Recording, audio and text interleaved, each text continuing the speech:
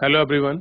आप सब कैसे हैं? मैं उम्मीद करता हूं कि बहुत अच्छे होंगे और अपनी पढ़ाई को बहुत अच्छे से कर रहे होंगे। मैं आकाश कुमार बढ़ाना आईसीटी वर्चुअल क्लासरूम में आपका बहुत बहुत स्वागत करता हूं मेरे प्यारे बच्चों। जैसा आपको पता है कि आज हम लोगों ने आपका सेकंड चैप्टर आपका प्रारंभ किया है और इसको हम लोग बहुत अच्छे से पढ़ेंगे, बहुत अच्छे से देखेंगे। कोई भी आपका डाउट होता है तो आप बच्चों मुझसे लाइव जुड़कर चैट के माध्यम से आप अपने प्रश्न को, अपने क्वेरी को जरूर पूछिए। तो सबसे पहले जितने भी सब बच्चे हैं आप लोग बैठ जाइए, एसएसटी वाले जिनको इकोनॉमिक्स पढ़ना है। क्लियर है? चलिए तो हम चलते हैं सीधा डिजिटल बोर्ड की तरफ। ठीक है, आप देखिए जितनी भी सारी एक्टिविटी हैं वो सब इसमें संलगित हैं। चाहे आपका प्राकृतिक रूप से आप उनका प्रत्यक्ष संबंध हो, चाहे वो आसमी मौसमी फल के मतलब जो आपकी मौसमी फसल है उनके आधार पर आधारित हो। अब देखिए, अतः इसका उत्पादन दूध में भी एक प्राकृतिक उत्पाद है। इस प्रकार खनिज और अयस्क भी प्राकृतिक उत्पाद है। जब हम प्राकृतिक संसाधनों का उपयोग करके किसी वस्तु का उत्पादन करते हैं तो हमें प्राथमिक क्षेत्र की गतिविधियां कहा जाता है। प्राथमिक क्षेत्र क्योंकि हम क्योंकि यह उन सभी उत्पादनों का आधार है जिन्हें हम क्रम से निर्मित करते हैं। चूंकि हम अधिकांश प्राकृतिक उत्पाद कृषि, डेयरी, मत्स्य, वनों से प्राप्त होता है, इसलिए इस क्षेत्र को प्राकृतिक एवं सहायक क्षेत्र भी कहते हैं। हम लोग क्या बोलते हैं? आपका प्राकृतिक एवं सहायक जो कृषि क्षेत्र हैं वो भी हम इनको आपका कहते हैं बच्चों। द्वितीयक क्षेत्र की गतिविधियों के अंतर्गत प्राकृतिक उत्पाद को विनिर्माण प्रणाली के जरिए अन्य रूपों में परिवर्तित किया जा सकता है। यह प्राथमिक क्षेत्र के बाद अगला कदम है। क्या कह रहे हैं कि प्राथमिक क्षेत्र के बाद कैसा है? ये अगला कदम है। यह वस्तुएं सीधे प्राकृतिक से उत्पादित नहीं होती बल्कि निर्मित की जाती हैं। इसलिए विनिर्माण की प्रक्रिया अपरिहार्य है। यह प्रक्रिया किसी कारखाने, घर, कार्यशाला में हो सकती हैं, जैसे कपास के पौधे या से आपका रेशम प्रयोग कर हम सूत, कपड़े, धागे बनाने, या गन्ने को आपका कच्चा माल के रूप में हम जैसे कि आपका चीनी और गुड़ आपका तैयार कर हम मिट्टी से ईंट बनाते हैं, घर भवनों का निर्माण करते हैं। चूंकि यह क्षेत्र क्रम से संवर्धित विभिन्न प्रकार के उद्योगों से जुड़ा हुआ, इसलिए औद्योगिक क्षेत्र भी कहा जाता है। अब देखिए, सबसे पहले आप सारी चीज छोड़ दीजिए, ये तो पूरी हमने बुक की थ्योरी को पढ़ा। सबसे पहले देख लीजिए, अगर हम क्षेत्र की बात करते हैं तो तीन क्षेत्र हमको दिखाई देते हैं। एक है प्राइमरी क्षेत्र, दूसरा है आपका द्वितीयक क्षेत्र, क्लियर है बच्चों, और तीसरा है तृतीयक, जिसको हम आपका सर्विस सेक्टर बोलते हैं। प्राइमरी यानी कि प्राथमिक क्षेत्र में जितनी भी गतिविधि होती है, चाहे हम वो सब क्या होती हैं, हमारी प्राकृतिक आधारित होती हैं। एग्जाम्पल समझ सकते हैं, कृषि हो गया, मत्स्यन हो गया, उत्खनन हो गया, आपका खनन हो गया, वनों की कटाई वगैरह हो गई, और आपका डेयरी फार्मिंग हो गया। क्लियर है? ये सब जितने भी आपकी ऐसी एक्टिविटी हैं, ऐसे क्रियाकलाप हैं, ये सब आपके प्राथमिक क्षेत्र के हैं। आप अगर पशुपालन करते हैं तो भी ये प्राथमिक क्षेत्र का हिस्सा है। आप मत्स्यन करते हैं तो भी प्राथमिक का हिस्सा है। आप कुक्कुट पालन करते हैं तो भी प्राथमिक का हिस्सा है। आप कृषि करते हैं तो भी प्राथमिक का हिस्सा है। अब देखिए, बात करते हैं द्वितीयक क्षेत्र की, यानी कि पहला क्षेत्र क्या है? कृषि एवं सहायक क्षेत्र भी कहा जाता है। यानी कि प्राइमरी जो आपका सेक्टर है, जो प्राइमरी क्षेत्र है, वो बच्चों किस पे डिपेंड है? टोटल वो ऑन बेस ऑन एग्रीकल्चर है। क्लियर है? लेकिन अगर आप भाई द्वितीय क्षेत्र की बात करें तो द्वितीय क्षेत्र को विनिर्माण सेक्टर भी कहा जाता है, क्षेत्र कहा जाता है। क्यों कहते हैं? देखिए, मान लीजिए गन्ना आपका रॉ मटेरियल था, कच्चा पदार्थ था। गन्ने से रस निकालकर आपने गुड़ बना दिया, चीनी बना दी, तो वो जो निर्माण प्रोसेस हुई जिससे हमको चीनी या गुड़ प्राप्त हुआ, वो आपका द्वितीयक क्षेत्र में आ गया। मिट्टी थी, मिट्टी से आपने घड़ा बना दिया, तो वो आपका द्वितीयक क्षेत्र, यानी कि कुछ आप किसी कच्चे पदार्थ से आप कुछ मटेरियल आपका तैयार कर रहे हैं, तो हम उसको क्या करते हैं बच्चों? हम उसको बोलते हैं आपका मैन्युफैक्चरिंग यूनिट। अब जैसे एक कपास का पौधा है, तो कपास किससे होती है? एग्रीकल्चर से। तो कपास तैयार करना कौन सी एक्टिविटी है? वो प्राइमरी एक्टिविटी है। लेकिन हम लोग आपका कपास से धागा बनाते हैं और धागे से आपकी शर्ट बनाते हैं, ये हमारी द्वितीयक क्षेत्र है। कैसा है? सेकेंडरी एक्टिविटी है।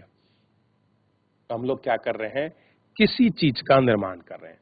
तो प्राइमरी में क्या हो गया आपका बेस ऑन एग्रीकल्चर, और सेकंड में क्या हो गया? बेस ऑन आपका मैन्युफैक्चर। क्लियर है? वहीं हम लोग बात करते हैं आपका तृतीयक क्षेत्र की। किसकी? तृतीयक क्षेत्र की। अब देखिए तृतीयक क्षेत्र में क्या है? प्राथमिक और द्वितीयक क्षेत्र के अतिरिक्त आर्थिक गतिविधि का एक तीसरी कसौटी भी है जो तृतीयक क्षेत्र के अंतर्गत आती है, और उपयुक्त दो क्षेत्रों से भिन्न है। ये गतिविधियां प्राथमिक और द्वितीय क्षेत्र के विकास में मदद करती हैं। कैसे करती हैं? कि जो आपकी टर्सरी एक्टिविटी है, ये क्या करती है? प्राइमरी और आपका सेकेंडरी जो आपका डेवलपमेंट है इन क्षेत्र का, इनकी मदद करती है। अब जैसे आप देखिए इसके अंतर्गत कौन कौन सी आएंगी? अगर आप लोग बात करें तो आपका ट्रांसपोर्ट इसके अंतर्गत आएगा, सर्विस है एक स्थान से दूसरे स्थान छोड़ना। बैंकिंग इसमें आएगा, आपका टेलीकम्युनिकेशन इसमें आएगा, आपका संचार हो गया, आपका व्यापार हो गया, क्लियर हो गया, आपका टेलीफोन हो गया, आपका ट्रेन, ये सारी चीजें, होटल, स्कूल, बस, कॉलेजेस, ये सब किसके क्षेत्र हैं? ये आपका तृतीयक सेक्टर के भाग हैं, आपका तृतीयक क्षेत्र के हिस्सा है, क्योंकि सर्विस प्रोवाइडर है। अब देखिए मैं आपको पढ़ा रहा हूं, ये कौन से क्षेत्र का भाग है? बताइए आप मुझे। प्राइमरी का है, सेकेंडरी यानी कि द्वितीयक क्षेत्र है, आपका आपका तृतीयक यानी कि टर्सरी, और टर्सरी को आपका सर्विस सेक्टर भी कहते हैं। तो ये सर्विस सेक्टर का भाग है। मैं अपनी सर्विस दे रहा हूं आपको, मैं अपनी आपको क्या दे रहा हूं? सेवा। आप मुझसे पढ़ पा रहे हैं तो मुझे कुछ इसके बदले में कुछ वेतन, कुछ पैसा प्राप्त होगा, तो मैं आपको कुछ दे रहा हूं, तो ये क्या है? आपकी सर्विस है। अब देखिए ये गतिविधियां स्वतः वस्तुओं का उत्पादन नहीं करती, बल्कि उत्पादन प्रक्रिया में सहयोग या मदद करती हैं। जैसे प्राथमिक और द्वितीय क्षेत्र द्वारा उत्पादित वस्तुओं को थोक और आपका खुदरा विक्रेताओं को बेचने के लिए ट्रकों और ट्रेनों द्वारा आपका परिवहन की जरूरत पड़ती है, और कभी-कभी वस्तुओं को गोदाम में भंडारित करने के लिए आवश्यकता होती है। हमें उत्पादन और व्यापार में सहूलियत के लिए टेलीफोन पर दूसरों से वार्तालाप करने या पत्र संवाद करने, बैंकों से कर्ज लेने की भी आवश्यकता होती है। परिवहन, भंडारण, संचार, बैंकिंग सेवा और व्यापार द्वितीयक विधियों के कुछ उदाहरण हैं। चूंकि ये गतिविधियां वस्तु की बजाय सेवा का सर्जन करती हैं, इसलिए तृतीयक क्षेत्रों को सर्विस सेक्टर भी कहा जाता है। क्या कहते हैं इनको हम लोग? आपका तृतीयक क्षेत्र भी हम इनको बोलते हैं। क्या कहते हैं इनको हम? सर्विस सेक्टर भी आपका कहा जाता है। ये आपको थोड़ा सा ध्यान रखना है। क्या बोलते हैं? सर्विस सेक्टर भी इनको आपका बोलते हैं। यानी कि आपको तीन चीज बिल्कुल साफ हो गई कि प्राइमरी क्षेत्र। अब आप सबसे पहले रुकिए और ये देखिए, इसको आपका डायग्राम के माध्यम से आपका समझाया गया है। प्राइमरी में क्या आ रहा है? देखिए कृषि संबंधित जो भी आपकी सारी चीजें हैं, उनकी जो इमेज है वो आपको दिखाई गई है। आप इनको देख सकते हैं। ये वाली इमेज, ये क्या है? प्राकृतिक वस्तुएं उत्पादित करती हैं। ये आपका प्राइमरी सेक्टर है। आप इसको देखिए। द्वितीयक क्षेत्र आप लोग इसमें ध्यान दीजिए। दूसरा क्षेत्र, द्वितीयक क्षेत्र के अंदर विनिर्माण आपके वस्तुएं उत्पादित होती हैं। विनिर्माण की जो वस्तुएं हैं वो आपका उत्पादन करती हैं।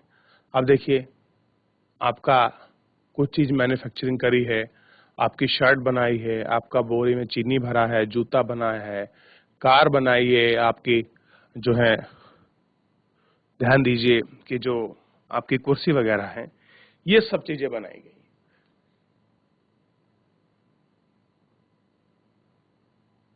ये किसका पार्ट है बच्चों? ये सारा पार्ट है आपका, ध्यान दीजिए, द्वितीयक क्षेत्र का।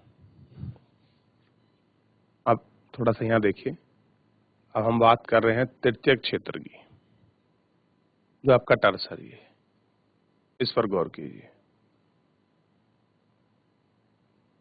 आपको तृतीयक क्षेत्र भी आपको दिखाई देगा।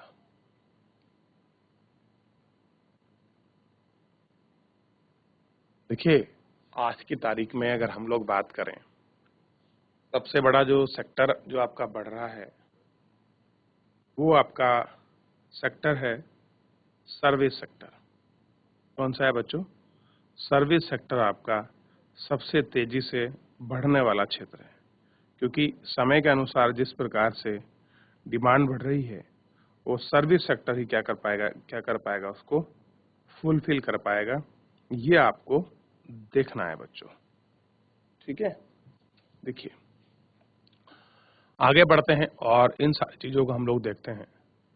सेवा क्षेत्र में कुछ ऐसी अपरिहार्य सेवा भी हैं जो प्रत्यक्ष रूप से वस्तुओं के उत्पादन में सहायता नहीं करती हैं। जैसे हम शिक्षकों, डॉक्टरों, धोबी, नाई, मोची एवं वकील जैसे व्यक्तिगत सेवाएं उपलब्ध कराने और प्रशासनिक एवं लेखाकरण कार्य करने के लिए लोगों की आवश्यकता होती है।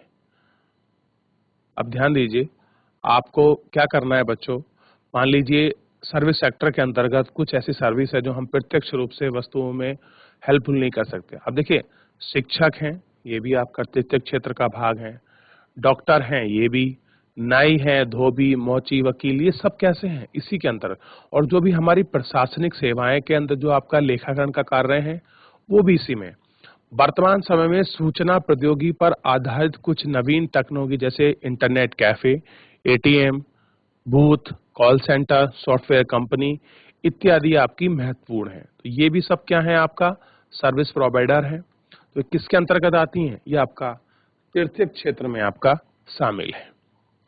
किसमें शामिल है? आपका तृतीयक क्षेत्र के अंतर्गत आपका शामिल है।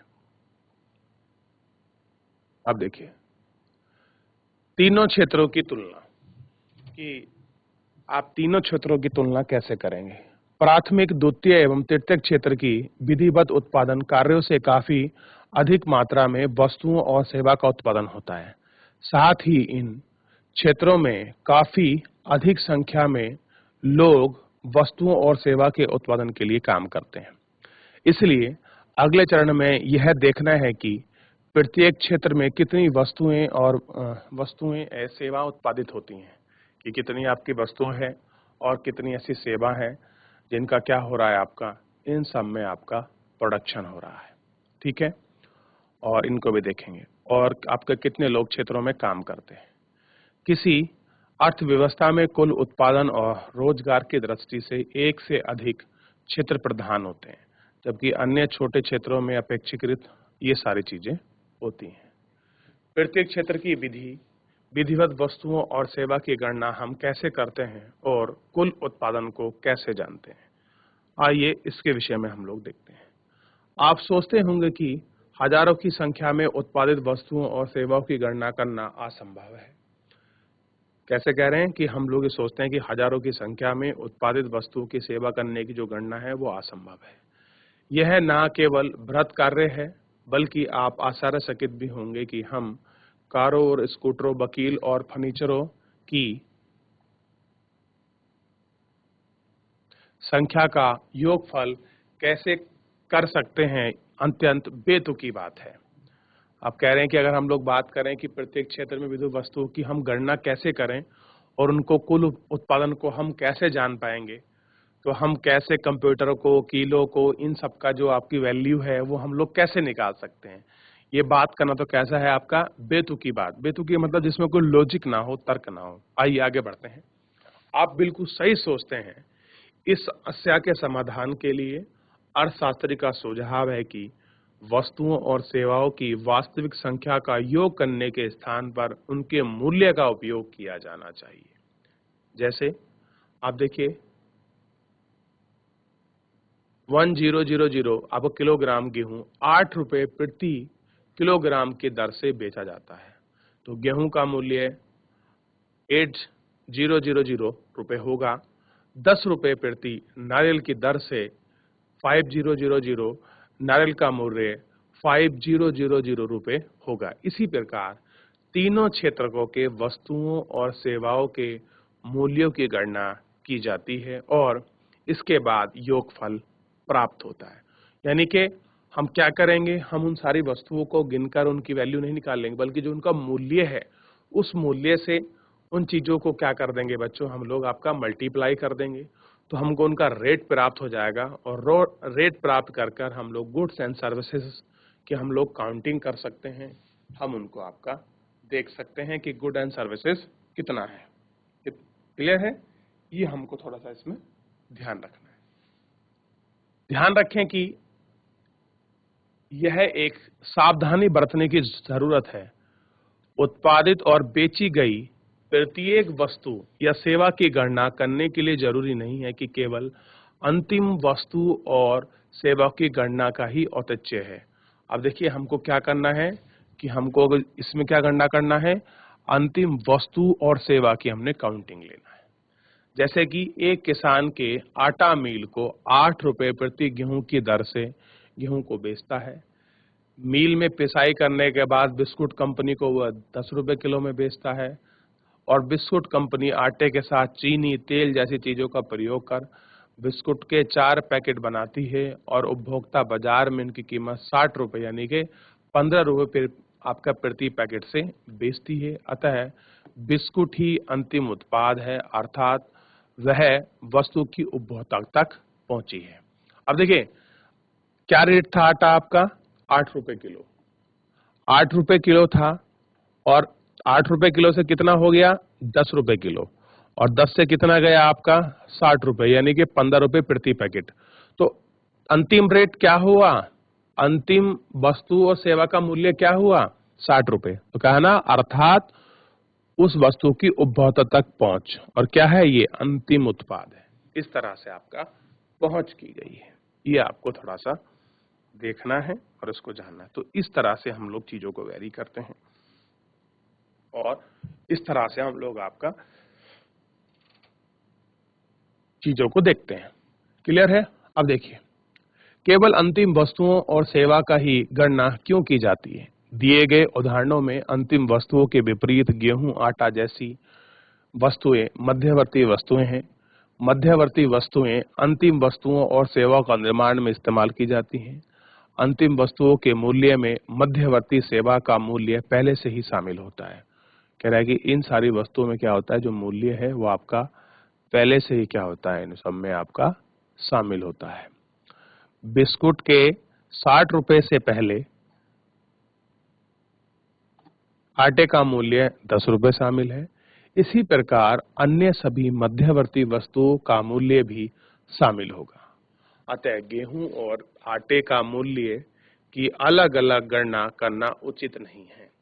यानी कि आप एक ही चीज को 4 बार काउंट करें वो ठीक नहीं है। आपने 10 रुपए भी ऐड करे, आपने 8 भी ऐड करे, आपने 60 भी ऐड करे, तो वो कुछ ठीक नहीं है।